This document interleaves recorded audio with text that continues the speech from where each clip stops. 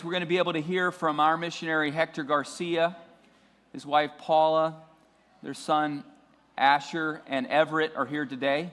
Today is actually Everett's birthday, so we want to wish him a happy birthday. We're looking forward to him giving us an update. He and Paula have been in Zambia for about 14 years, serving with Central African Baptist University. We had Phil Hunt here recently. You may recall as he preached for us about 4 weeks ago.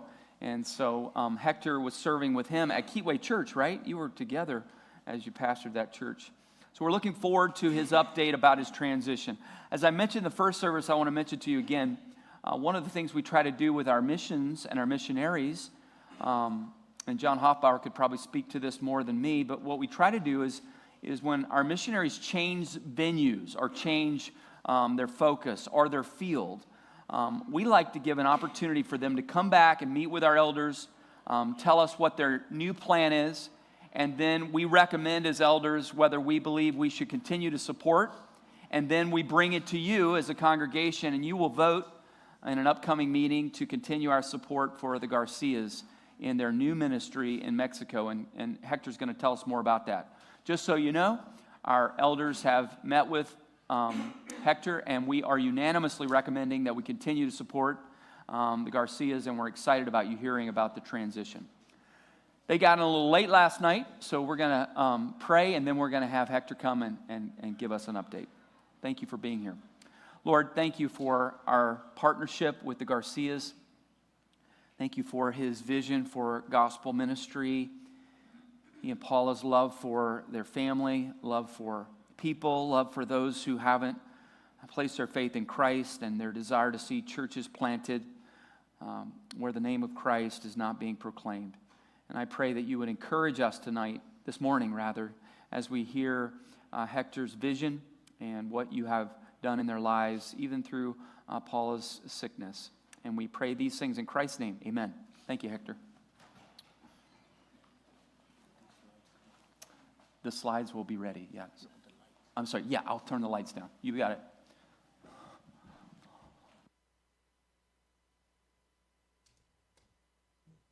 Good morning. Good to be here with you all. Last time I was here.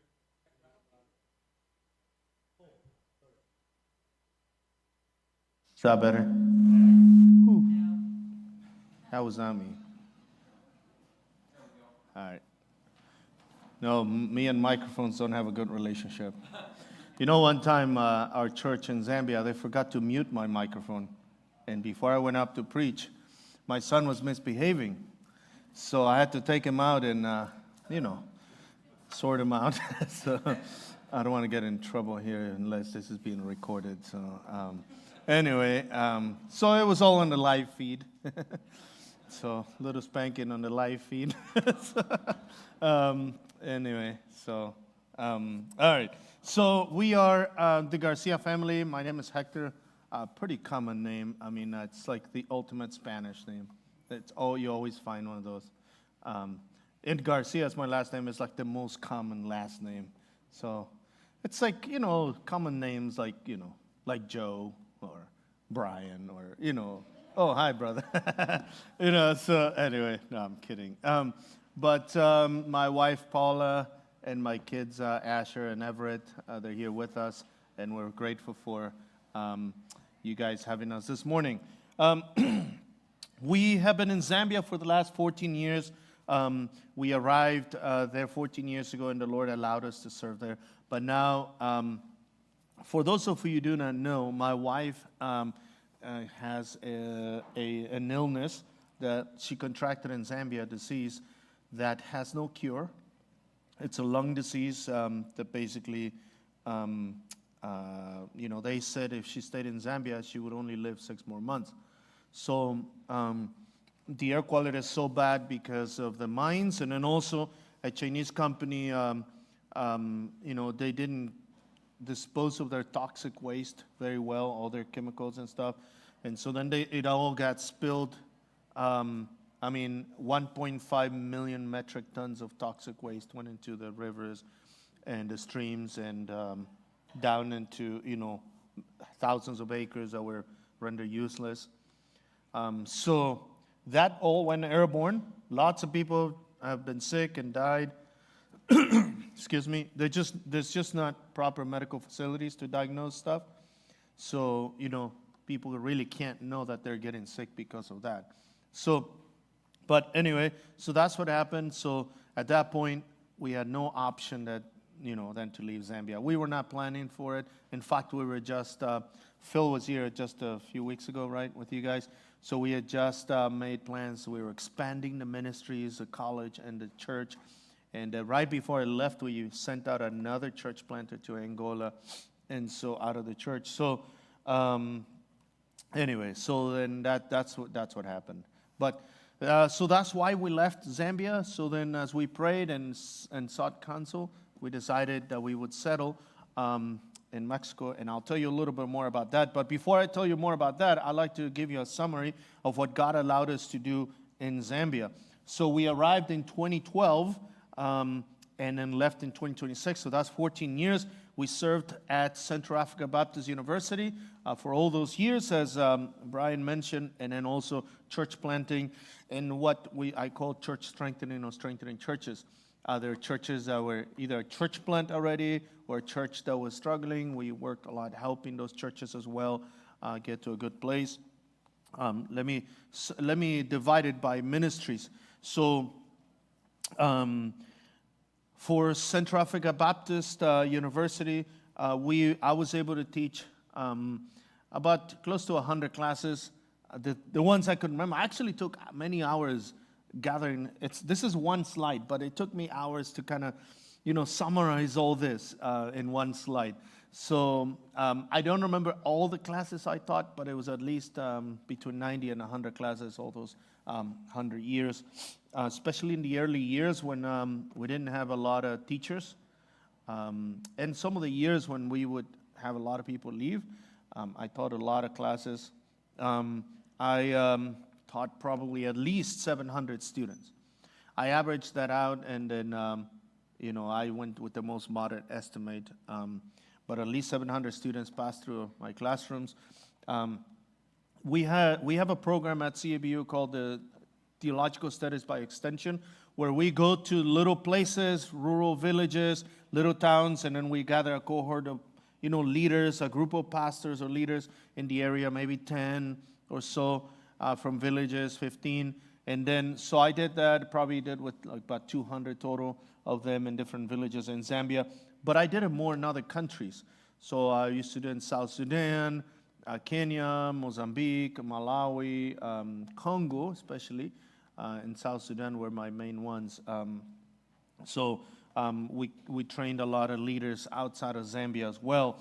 And then I worked a lot with alumni, just always in communication. In communication with them, just trying to help them establish their ministries and churches. And so that was a lot of an ongoing work. This week I actually been talking to two of them about work in their churches and just counseling. Then when it comes to the church planting side, I work with 4 churches, either planting or, mostly planting. We actually, one of those was, I always mention, because one of those did not become an actual church, so we had to close it down. I mean, I'm not going to stand here and tell you that it was all, amazing and, So we had a church plant. I used to go and lead it, and then a lot of people there didn't want it to be a church. They wanted a Bible study where they could come, kind of fellowship, have fun, drink coffee, right? There were some believers and stuff, but when we said this is, we're a church plant. This is going to be a church. We're going to have membership. We have and commitment and all that. Well, they didn't want that. And so we tried, and I said, well, look, this was a church plant out of Quito Church, but if you guys don't want that, this is not what we're here for, So if you don't want to commit. So we pulled out, and we told them you can meet if you want, but you're no longer under the authority of Quito Church with the hope of you being a church plant. And so, yeah, then that's one of them we pulled out. So yeah, not everything always works as you want it. We saw 100 saved. I left my independent fundamentalist Baptist ways in the past, but so I'm not going to tell you that we led hundreds of people to the Lord every month, right? But we did see many people come to the Lord by God's grace, and serving Jesus, baptized. And one thing the Lord, I'd say about maybe 7, 8 years ago, I had a revelation, okay? Not the Benny Hinn kind of revelation, right? But, the Lord spoke to me, I would say. I was reading in 2 Timothy 2:2. The things that you have heard from me in the presence of many witnesses, entrust these to faithful men that will be able to teach others also. You know that passage, right? So then I asked myself, how did Paul train all these men? He didn't have a Bible school, right? He didn't give them a grade. He didn't give them tests, all that. So he actually lived with them. They walked with him. They worked with him. They slept in the same house. They ate together. They traveled together. They did missions together. They did life together. And Paul was training them. So then God started leading me to mentor a lot of men this way. And I was able to mentor at least 25 men personally, where most of them were my students. I would say except for one, most of them were my students. And then, as they were in the classroom, I'd also mentor them. Some of them lived in my house for some time. It was just normal life when my wife and I were separated for 8 months because she went to Mexico for medical care, and I was with the kids in Zambia. We were not separated in the other way, okay? She couldn't live without me. So, so anyway, where was I before you interrupted me?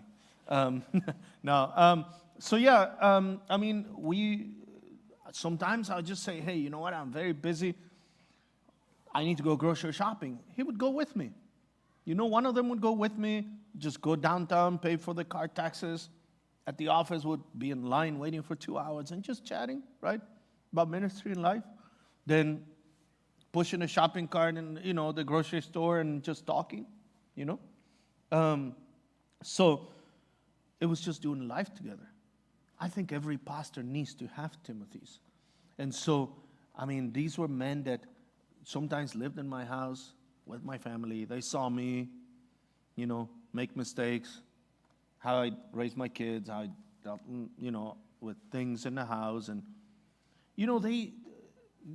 we'll talk about the things I did wrong and the things we did right. And so God allowed me to train 25 men. 6 of them are church planners right now out of Kitwe Church, and then many others in other places in Zambia or in different countries of Africa. So that's a summary of what God allowed us to do. My wife also had some ministries where she was an admin assistant at the college, especially the first few years when we didn't really have many funds and people. And so she was working. She worked with the library also when we started our library back in the day, long time ago. She had a thriving ladies ministry. It was so good at Kitwe Church that we even had to have 2 Bible studies per week because, some couldn't come in the morning.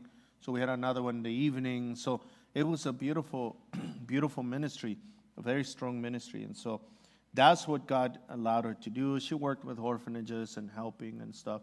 And so those are my wife's ministries. But God had it in His providence and sovereignty that we would move out of there, out of Zambia, after 14 years of serving. We were not planning for it, but God has greater plans. And now we're starting to see how God sovereignly prepared us for our next field. And so this is I don't know if you can see it with the lights, you won't be able to see it, but that's a picture of the city where we're going to be going. And so this is, so that's a beach, right? And then the city is called Playa del Carmen. And I'm sure some of you have heard of it, right? I don't know if you can see the map a little bit. I don't know if you can see it from there, but it's right at the tip. And it's in the Caribbean side of Mexico. And so if you go just straight east, you go over to Cuba. It's a 50-minute flight. So we're very close. And if you go a little bit, about 3 hours south drive, you see Belize there. We're very close to Central America as well. And so Playa del Carmen is only 45 minutes south of Cancun. Have you ever heard of Cancun? Yeah, who hasn't, right? I'm sure half of you have been there already, or Cozumel, or even Playa del Carmen. So, look, this isn't all about resorts, okay? And it is a very touristic, but it has a lot of need. The area has a lot of need. We're not going on a permanent vacation, I can assure you of that. Let me tell you why. Because the city has a population of 450,000. They say between 400 to 500,000. But most modern estimate is, I guess, 450,000. It is hard to know how many because many people come and go. Because of tourism, some stay a few months and then go, then come a few months and then go again. Lots of Europeans, Americans, Canadians, they come and stay, for 8 months and they go back and then they come back again and so on and so on, And so it's the fastest growing city in Mexico. It grew 50% since 2020.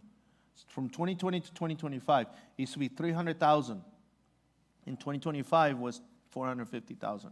So they say it's close to 500,000 now by the end of this year.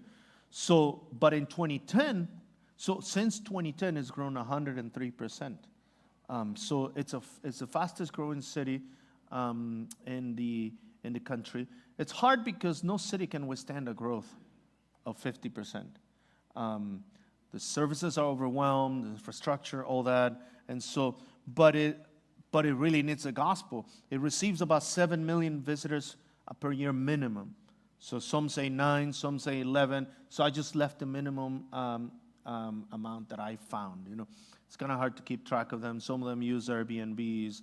Some of them don't pay the tourism tax and all that. So anyway, so there's about 21 million in the Mayan Riviera, which goes Cancun, Playa del Carmen, Cozumel, and Tulum, and a couple other small towns. So a minimum of 21 to 25 million people pass by that area per year. So the city is always full of people. I mean, if you live in a city that has tourists, imagine Christmas time. Grocery shops are packed, nothing on the shelves, everything is packed. People are, the city is full, lots of stuff going on. And so everything is so expensive, because so much tourism. You got power outages in normal, neighborhoods because there's so many people, right? They're shipping it all to the spots, the resorts, the hotels, the Airbnbs, right? So that people can have power. But the normal citizens can struggle, power supply issues and all that. And there's about 15% foreigners or expats living in the city. In fact, there are at least 6,000 Americans living in that city. So if you're thinking of retiring, you don't know what to do.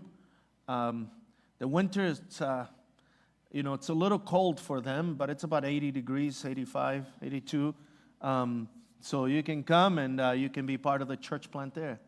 So there's a lot of Argentinians, about 20,000 Argentinians in the city. There are a lot of Cubans, lots of Central Americans, Canadians, Europeans. So about 15% of the population is composed of foreigners. In fact, my plan is not just to have a Spanish service. I want to have an English service as well in the area. Once I launch a Spanish service, have also an English service. Now, let me tell you a little bit about this spiritual need. Why do we want to plant a church in this city? First of all, I would say the main belief or the main, condition of the city is liberalism. So Mexico, I'm a Mexican, so I can tell you this, probably has the worst government in the history of the country. And by any metrics you use, it's probably the worst government. It's so evil and so wicked. And so they advance anything that the extreme left stands for, and it's so liberal. The homosexual agenda is huge. I mean, anything really that is advanced by wicked governments, that's what they're doing. So syncretism, so liberalism, everybody is liberal almost. Syncretism, so, and let me take it with animism. Animism is the belief that stuff and places and, weather patterns and mountains and spirits, they all have life and a say, and they also have a say in your everyday affairs of life. So this is a big deal, because you would think that there'd be a lot of Roman Catholics, because everybody thinks Mexico is the biggest Roman Catholic country. Now, there are a lot of Roman Catholics, especially in central Mexico, okay, and some parts of the south. But this area is dominated by the Mayans. I don't know if you ever heard of the Mayan people, a very ancient group. They predicted the world would end in 2012. Well, it didn't, but it's them. So they were a great civilization in the old times. I mean, very advanced, very, very, intelligent. They were also pagan, and so they also sacrificed people and stuff. So they were pagan. So the Mayans actually lived there, and that's their land. And the Mayans work a lot like an Indian reservation. They actually have their own language. Outside the city, where all is private property, if you go out, then you'll find a lot of areas that are owned, massive, hundreds of thousands of acres owned by them. And if you want to buy land, you have to go through them. Of course, they'll sell it to a developer that will pay millions of dollars, and then, they get to share among them, and that developer will build 200 houses at $250,000, $300,000 each, and, so normal people like us can't, go there. But so then there's a lot of drunkenness, a lot of drug abuse. They get so much money from the government, lots of free things. The government doesn't mess with them. They have their own laws, and So again, it functions a lot like an Indian reservation. And so you see them everywhere in the city. Why do I say that? Because that has brought a lot of these beliefs into the environment of the city. All this New Age stuff of, I'm spiritual. People say that. They say, I'm just spiritual. They connect with your inner self, connect with Mother Earth. So the Mayans do all these rituals everywhere you go. And tourists, especially Americans, love this. They go and they do these rituals where they, smoke and all these kind of herbs and, I don't know, just, and you connecting with Mother Earth, your inner self. You connect with the universe. And, what they don't know is that the Mayans believe you're actually communing with a deity, of them. And so that's syncretism. And when you have pagan religion, you always have prosperity gospel and extreme charismatic movement. And that's all you'll find there. So in my survey trip, I only found charismatic churches. And most of them pastored by women. You actually don't have many male pastors in that city. There are about 12 or 15 maybe of these charismatic churches. There's only one church that I would say at least preaches the basic gospel. It's a Calvary Chapel. I don't know if you're familiar with them. They're also a little bit Pentecostal, but at least they preach the basic gospel. The preaching is quite shallow there. I attended the services and all that to check it out. Met the pastor. Very small church, about 40 people. They don't have a big impact in the city, but at least that's the only thing I could find. I don't think philosophically I could work with him, but that's all I could find. Nothing around. So that's why we need a place, and I can see how the Lord led us to this place. We dealt with syncretistic people, animistic people for the last 14 years. And this is what we're going to be also seeing there. So what are we going to do? We're going to evangelize the main areas. We don't know anyone in the city, by the way. No one. We're going to go and we're just going to start from zero. I'm just going to do, I really love doing this, but we're just going to go door to door in the main plazas, in the main areas, in the malls, in downtown, just passing out invitations. I'm just going to go blitz the whole area and just canvassing and get to know people, evangelize in the streets, and, that's basically the plan. And then have a launch date when I'm going to So if you guys want to come, bring a team, we'll just do a big, pass out invitations. And, it was hard to get people to visit Africa, but I bet you I'm going to have a lot of people coming to visit us down there. So, we'll work in the morning, the afternoon, I'll take you to the beach, okay, if you come. So, social media, we'll use social media a lot to advertise. Mexicans love social media because they're very social people, so it's a big deal. So to advertise the church, we're going to meet in a hotel. There's a hotel on the main road. We're not going to have a building, so I already made a deal with them. And it was a sweet deal because they didn't charge me much, and they're letting me use it for 6 hours on Sunday mornings.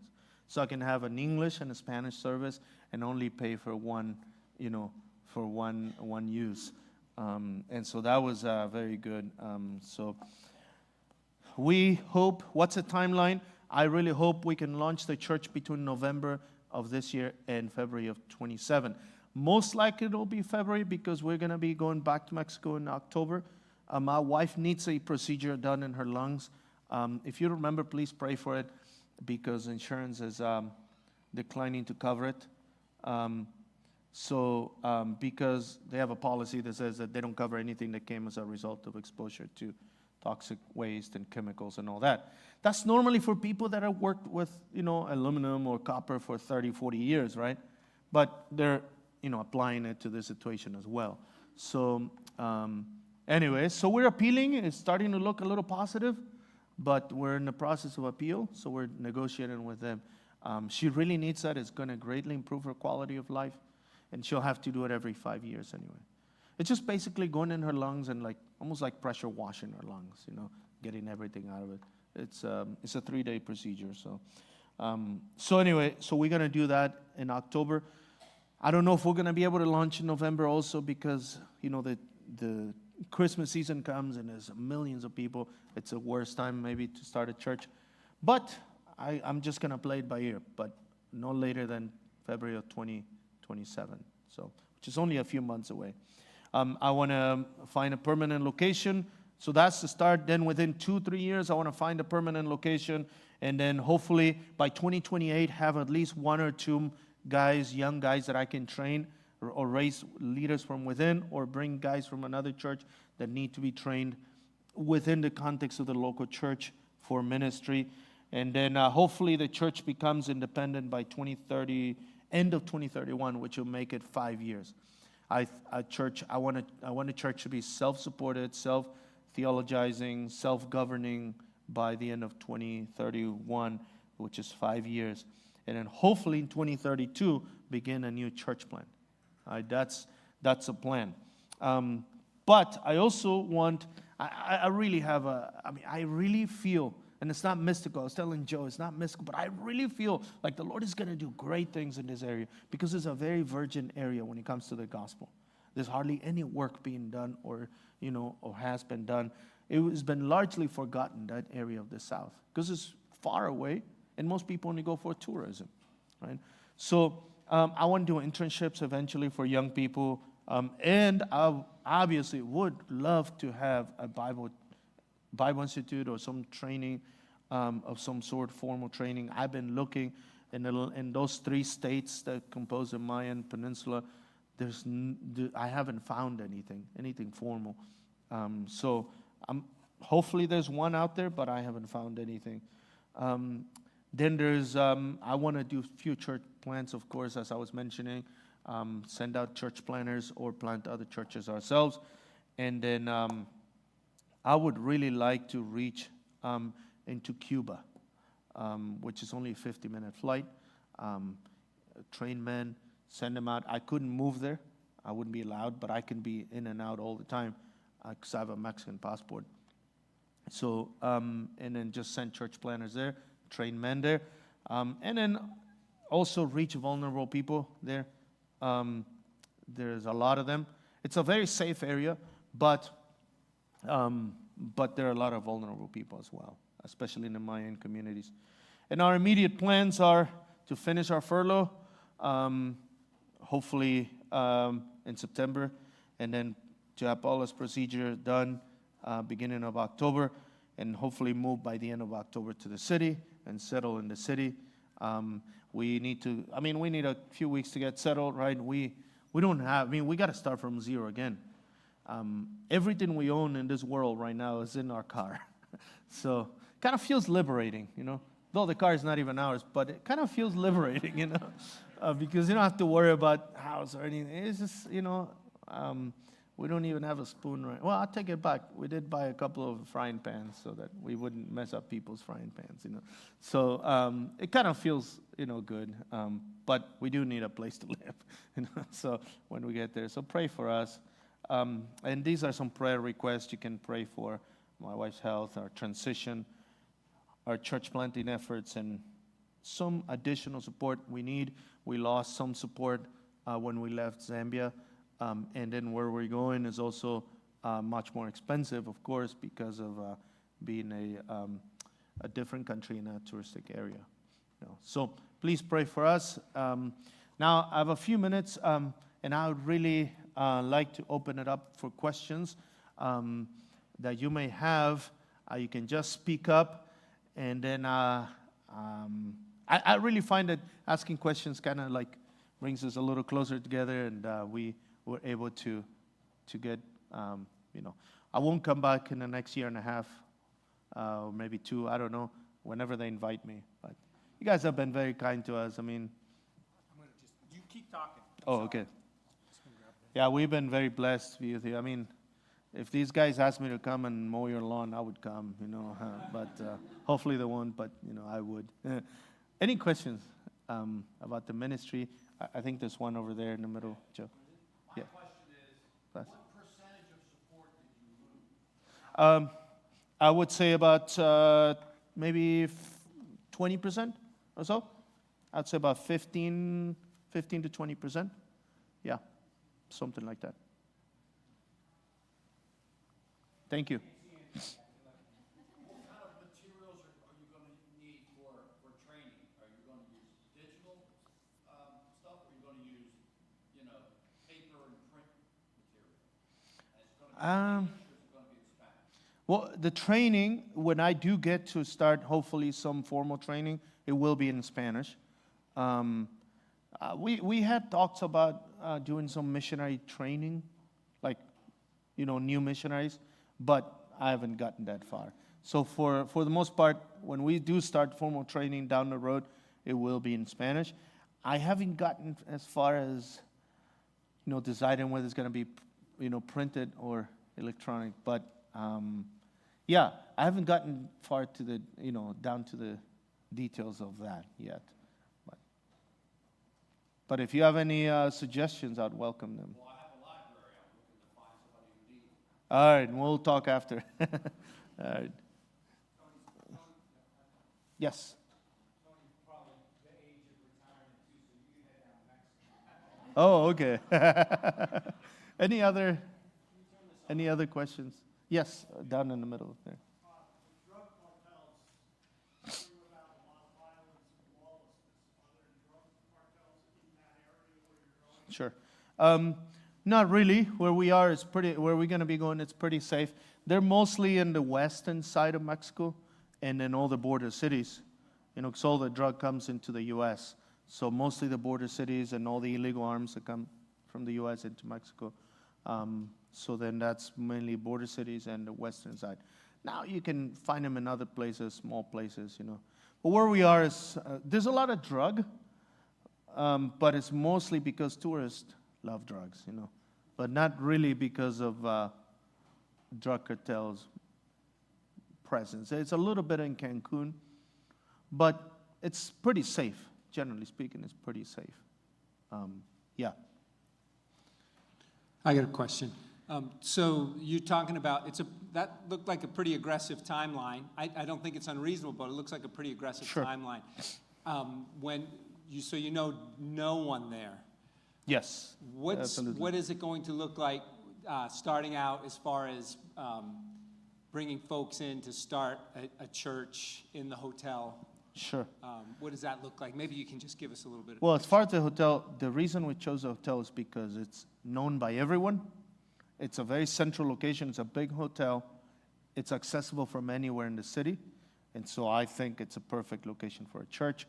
has a lot of parking, which in a city like that is a big deal. And so, yes. Now, the timeline, it's aggressive, yes, but obviously leaving it to the Lord's sovereignty. If it takes 7 years, don't hold me to my word as a promise, okay?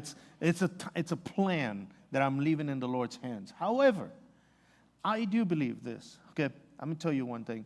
I'm really of the belief, none of the church plans we've started in the past, or I've started in the past, have reached 5 years for the church to become independent. And now no church is fully self-supported, to be honest, because if you send out a missionary, few churches could actually do it alone. They get other partners and stuff, and but generally it should be able to at least care for its own pastors and be able to defend the gospel, I think. So here's my idea, guys. Phil and I had this discussion about a month or 2 months ago. Church planting is not rocket science. It really isn't. I've seen church planters get ready for like 3 or 4 years, reading all kinds of books. Great, get ready, fine, sure. But it really is get out there, meet people, share the gospel. You got to have the right theology and philosophy, of course, right? You're not just throwing mud at the wall. But it's not really rocket science. It's share the gospel, disciple believers, pastor the church, right? I really think it's not rocket science. So I'm not being reductionist, but so that's one. So it's not rocket science. Second, I also believe that in Mexico there's a harvest of souls right now. That I think the fields are ready for the harvest. So the reason I put this as a real strong conviction I have, and I'm not being mystical. I'm being optimistic, but I think I'm being optimistic in faith. So pray for that. Okay, pray for that. And I'm not saying the church stays on its own. Obviously, when the church is getting ready, you start looking for a pastor. If you're going to move on, right, you're going to leave a pastor. That's what we've always done in every church plant. Or you stay, and then you're sending out church planters everywhere else. But thank you. That's my comment. I hope that makes sense. Thank you. Yes. Hector, Yes, with sir. regard to groups that might come down and serve along with you, Sure. Thinking of a group that might come from East Brandywine, what could that short-term mission engagement look like? Yeah. Because different mission organizations, different ministries, of course, have different ideas. Some could meet physical needs. Sure. Some could go on the beach and ask the question, if you were to die tonight and go to heaven, why would God let you in? Could you talk to us about what that could look like? Sure. For me, it would be mainly evangelistic. It would just be mostly for evangelism. And maybe a little bit of discipleship with new believers, if we had some. I'm not, personally, I don't normally do groups that would come and paint a wall or, build a wall or something, especially if it's teenagers, I'm not thinking, I want them to get exposed to the field, right? But they don't really know much about building. So I would say it would be purely or mostly evangelistic and discipleship. So to go have 10,000 tracts ready, 10,000 invitations. I really want to be just, the church would know the community know our church, and then evangelize the community. And the advantage is a lot of people speak English there. Lots of people. Not only the foreigners, but even many Mexicans, because they work in hotels and stuff. So you can at least invite them to church. So that's what it would look like. Yeah, generally speaking, anyway. Yeah. Yes, sir. Hi, just real quick. You had said that you had, correct me if I'm wrong, but you had lost 15 to 20% of your support. Sure. Just wondering if you could say what caused those churches to say, hey, we're no longer going to support you? Because I was just having a discussion this morning about it. There are some people that support a field not a missionary. And I don't think that's right. I don't think we see that in the scriptures. And that's primarily the reason why we lost the support. Because people felt like, okay, you left the field where we were supporting you, and so now that you're moving, I think you're not going to be where you were already set out, to be. Even though we didn't really have much of a choice, right? This was the Lord's leading. So that's mainly the reason. I'd say. Yes. Thank you. I think, there's one last question here. Then I'll hand it over. Hi, I have a question. Just wondering how missionaries work in foreign lands compared to we Americans. And I was wondering how you relate to other people who serve in your same capacity, whatever denomination they might be. Sure. Yeah. You also have to understand, not every culture is different, right? But there are some things don't change. I could not work with charismatics. I could not work with prosperity gospel preachers, right? So if there was a good church in the area, even one good church would not be enough for almost 500,000, right? But if there was one good church in the area that is, has like faith and practice, yeah, we could, why not? We work together, right? These sister churches. But you also have to be very careful, right? I don't go out stealing members of other churches, but I do pray that many of those people that do know the Lord in those Pentecostal charismatic churches would come out and join us, So that's the way we relate. I'm not so sure if I am answering the question properly. And then Mexicans are more social, so you can speak to them more freely, And one advantage is I don't have to learn a new language, I haven't been speaking Spanish consistently for the last 21 years or so, but it's still, my language. They make fun of me. They say I speak Spanish like an American that speaks perfect Spanish, So, yeah. Anyway, it'll change once I'm down there a few months. So, next time you see me, my English will be struggling more. Thank you. Great. Thank you.